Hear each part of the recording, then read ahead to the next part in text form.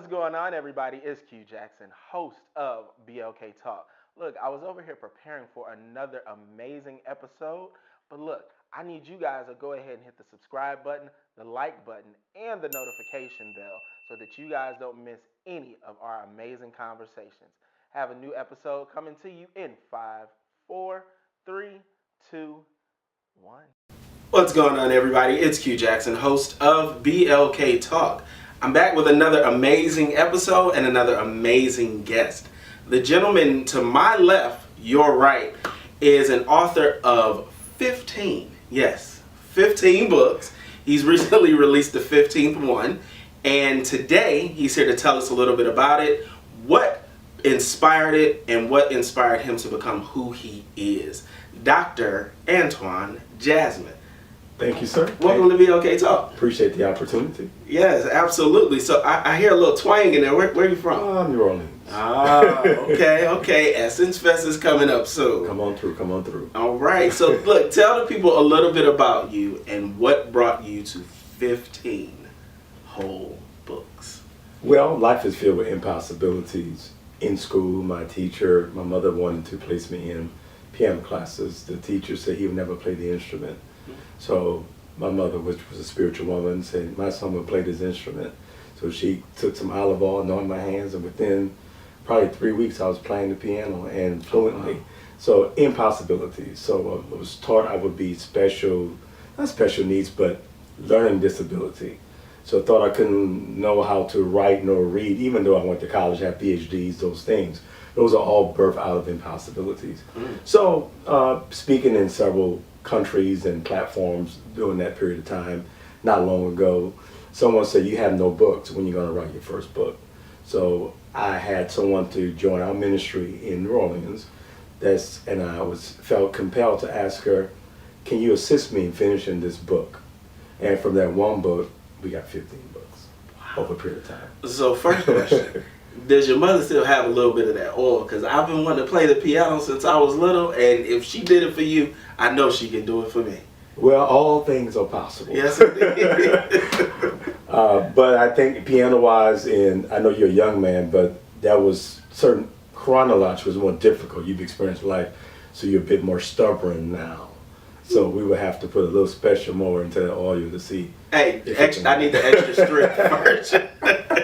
So your first book, tell us about the process to actually getting it published. Like what was the inspiration? What did it take? Like what was the process for you? Well, the inspiration was to get a product because people would want to know more on spirituality, and I had the DNA to teach how to not just prophetically flow, but the formula to it that you can always land accurately on a specific, whether it's to government, industry of entertainment, or church. So I had the DNA, but then have the information to transmit it to others. You have a lot of gifted people, but they can't teach you how to be gifted or more gifted than you are. So through that press, I decided to comprise the book and ask for help, as I was compelled to, because I want to have a transcript to transfer that to another generation. Books is your legacy. Preaching, they're going to forget your sermon, but they won't forget your book. I know that's right. Now, what was the name of the first book? How to Dominate the Prophetic Realm. Oh, yeah. Okay. Now, out of all of the 15 books that you have written, which one spoke the most to you? I've been asked that question before to another person, and I would say all of them, because all of them have a message. And I guess your first baby is always a special one, because the first baby got me to every TV Christian platform that exists, and even through Dubai and the Armenians and the Latinos. International audience. So it got me in spaces to transmit from black churches to white churches, Latino churches, and even to the White House, because President Barack Obama did receive, at that time, about 8 of my books. Ooh, we need you to go to the White House now and deliver a couple books up in there and help, We're trying. Fix what's going on. We need some help. It's a different day for politics and that type of situation. Yes, it is. Yeah. So we are here at the birth of the 15th book. Yes. God Made Me, Yes. I Found Me. Yeah. Tell us a little bit about that. Well, one of my mentees decided, well, let's do, every book that I wrote it was inspired by me, but a little spark said, why don't you do a book on mentorship? Mm-hmm. So I said, let me think about it. So I started writing and putting it together. So after experiencing a traumatic situation in my life by losing both parents on the same day during COVID-19, Mm-hmm. April 10th, that just completely changed my life. So I wasn't going to really write again because I was in the spaces of healing. Mm-hmm. And I didn't want to share my life with the world when I needed the world to preserve me. And the world don't preserve you, you have to be self-preserved.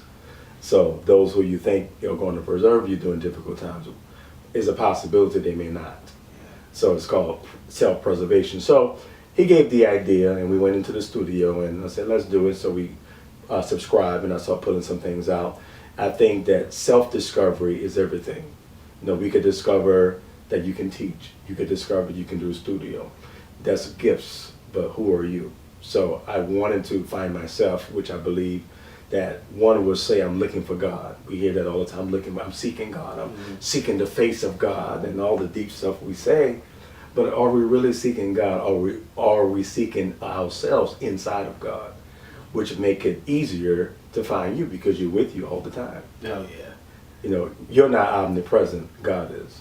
So the thing is, like, a lot of people, I know me, it took a while to discover, I guess, the person that I would become, Okay. or that I have become. Because what I used to do is I used to surround myself with people all the time.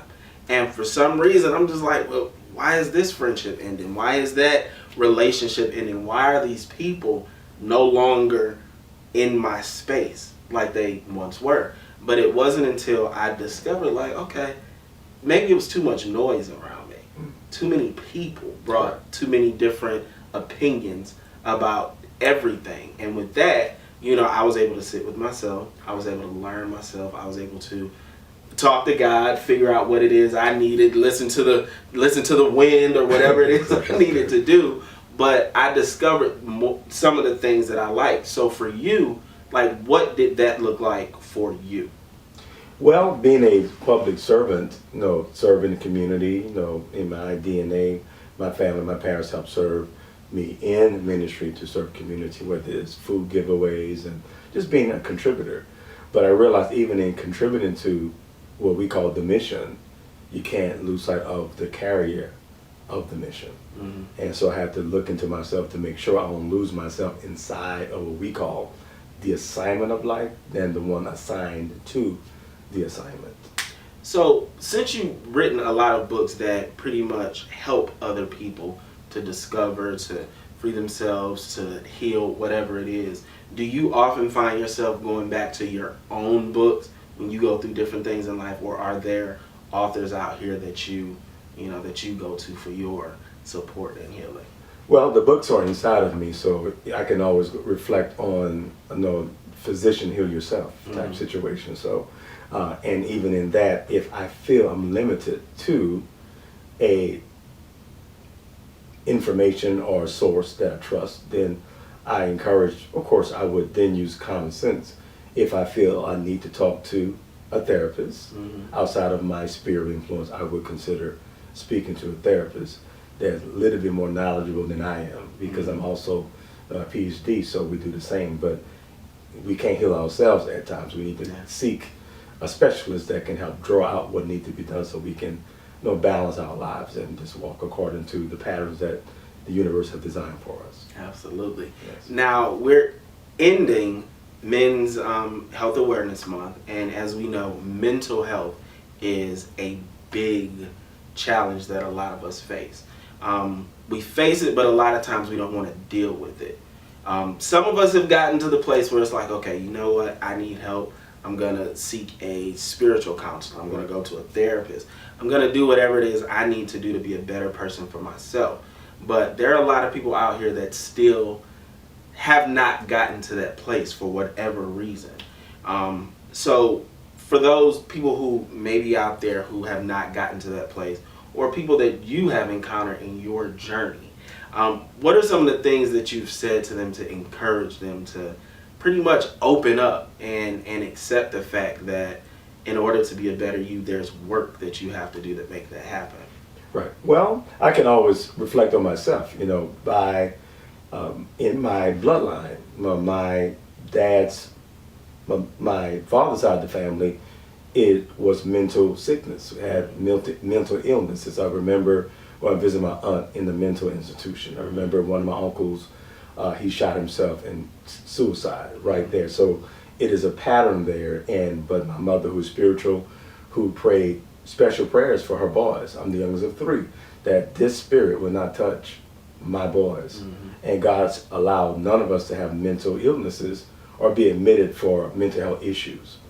But I find myself on a crossroad in 2020 because I'm overly stressed, anxiety, fears, uncertainties, because the people that I knew loved me unconditional is gone. So I'm left in a world to face betrayals and things in all life, not just the John Brook church. I'm not suffering from the church. I'm not angry with the church. People, humanity do switch. So that's why you have to discover you. So when people switch, you don't switch on you. Now, I mean, that's a lot of times that is easier said than done. Yes. What sort of work do you feel people have to do, like essential items that they have to do in order to find a safe space, a person or a group that you feel safe with, and begin allow that to draw out of you to put all the items of truth on the table. Suppression will not resolve it. What is suppressed will manifest. It may manifest in different ways, whether drugs, alcohol, promiscuity, whatever it is. You have to find that place of a safe place and be a bit transparent with someone so you can start your journey of being free. One is admitting you need help, and two is finding that safe space. And I believe because God is fair, there's somebody out there you can trust. Mm-hmm. Somebody will hear you and someone will believe in you. And you have to trust the process. What gets you out of bed in the morning? So I knew at 18 that I would see us independence that wouldn't rely on a place to or person to supply for me. So my motivation is my ambition to always be self-maintained, self-preserving, independent. So out of all the things that you've accomplished with your works, with your gift, are there any other things that you're like, I think I want to try that you actually plan on becoming, knowledgeable in? Well, I think one of the things I want to do is get behind more production in movies and be able to be placed on a lead role position in acting. And I've been in a few stage plays, lead roles in Detroit. A Detroit-based writer, and she loved me, and we did lead roles with her.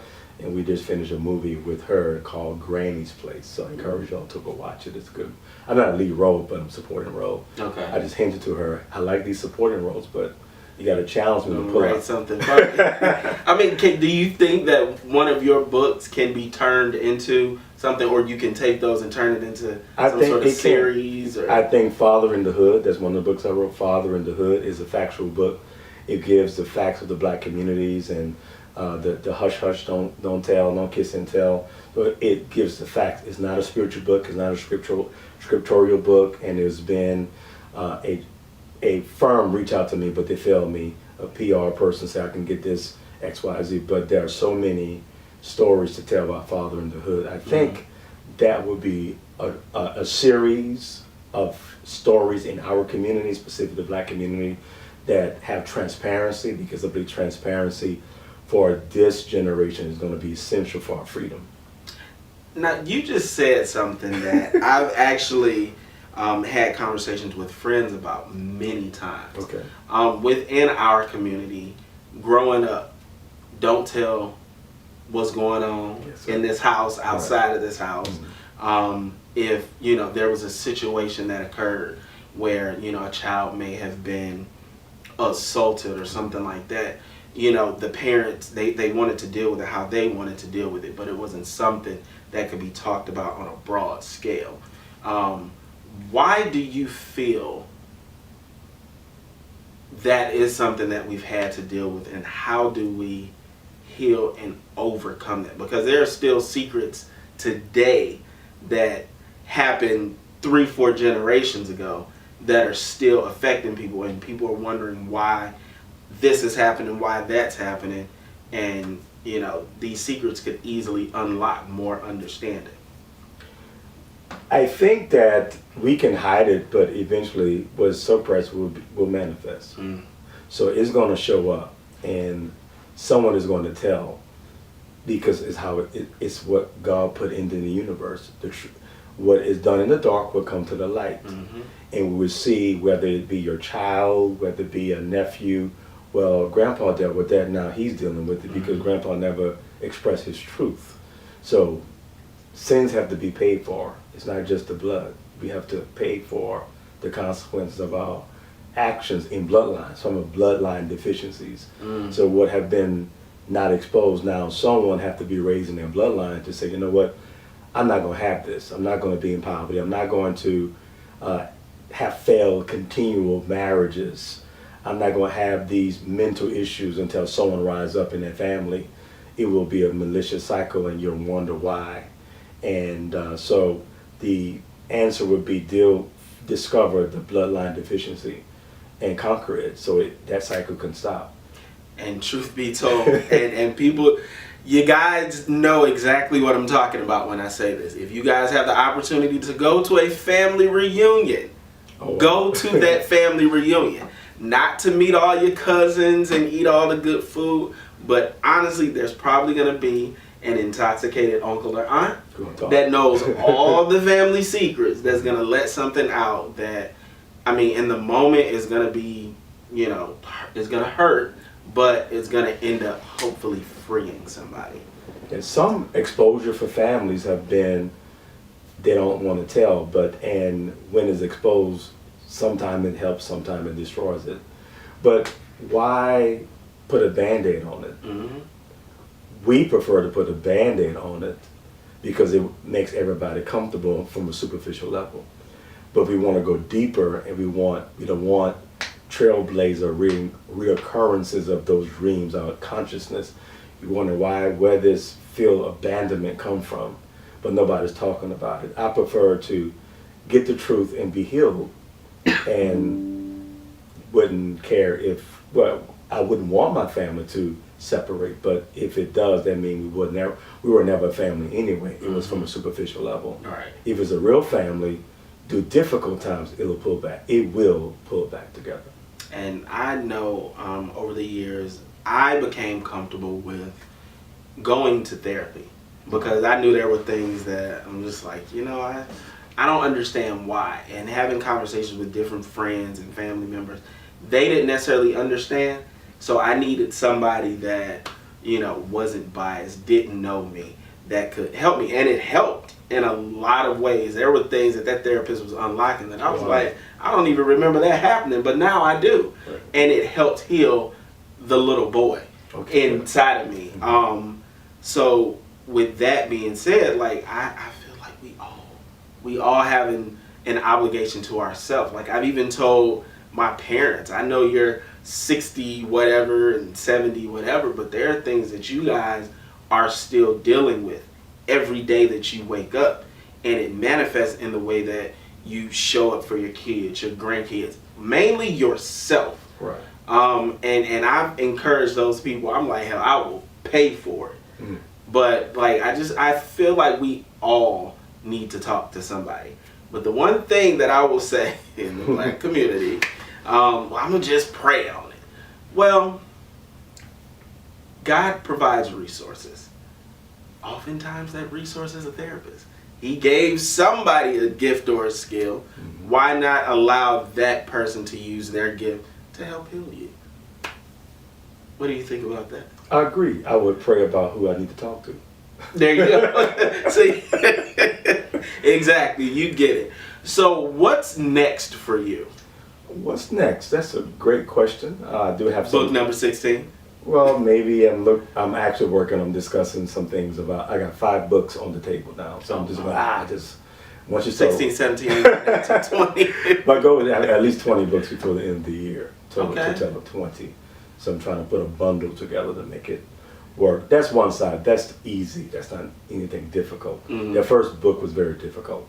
It took me 5 years to get it jumping. Wow. So I'm being paid back for all the years that I felt was because of self-worth, rejection, missed opportunities. So now is the opportunity to regain those years back.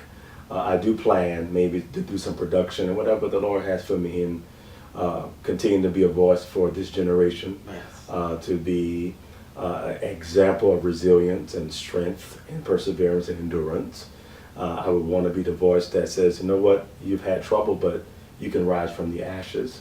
So if I can give that to the nations that be, from Africa to the places I've been, and I've established some relationships in Africa. I just got back there. So I did receive my citizenships to Ghana, to Ghana, yeah. Okay, international author and a resident. So I'm officially a Ghanaian by dual citizenship to the U.S. and Ghana. Okay. Because I love Africa. It's the place of beginning. You get to see yourself in the people of color over there. Wow. You get to see where the hustle come from. You get to see the art that you have here is what I've seen in Africa. Wow. You get to see what's here is repeated. The only difference is we have a different ethnicity of blood in us because of what took place in the slave trade. Yeah. So we got the mixture of master, his blood is in us too, along with our own blood. So it's good to see both sides because my mother put me in white schools. So you get to see both sides. But as an international voice, you get to see what God did. Yes. And even dealing with judgments because we were taken against our own will. And on the African side, why will you sell your own people to the master? Wow. And that place is Cape Coast, is in Ghana, where I am officially a citizen. Well, I'm gonna need to Airbnb a spot over there. I'm worried about going to Chicago or New York, and I need to be trying to find a flight to Africa. So hey, if y'all got a good deal on a flight, let me know. It's time to go back to Africa. Good deal. So I appreciate you so much for sharing. Thank you. Your experiences with us today. What I want you to do, if you could, not only tell the people how they can follow you and stay connected, but what is some advice that you have received or that you have given in order to allow somebody to get up and feel better about themselves, discover who they truly are, and walk and live in their purpose? Well, after a death is a resurrection. When you realize life is, you've died. Losing my parents, a part of me died with them. Mm. So that's just how it is. They birth, I'm the last. It was, of course, I'm more attached to my mother. My father gave me life skills, but a mother and her son have that bond specifically. If you're the last baby, the last diapers that you're going to change. So that changed my life. So I realized a part of me went with them.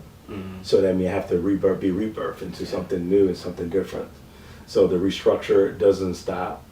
We still, there's no expiration on grief. Yeah. There's self-motivation. I don't necessarily read motivational books because I believe, you have to be true to yourself. David lost the war, but he encouraged himself. Everyone turned their back against him, but he encouraged himself. And the Lord is God. He went to himself and said, "You better than this. I took you from the sheep. I took you from not wanting, no one wanting you, people rejecting you. You're the most important king of all of Israel." So you have to reflect on the goodness of life versus the negativity of life. So I did enough good that it will outweigh any complications of my life. No, that's right.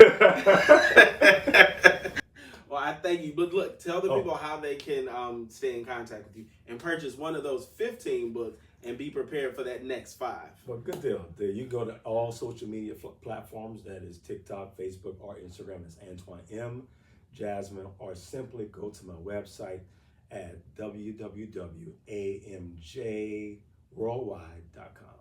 All right, I appreciate it. And thank you guys for tuning in to another conversation of BLK Talk. And we'll be back with another amazing episode very soon.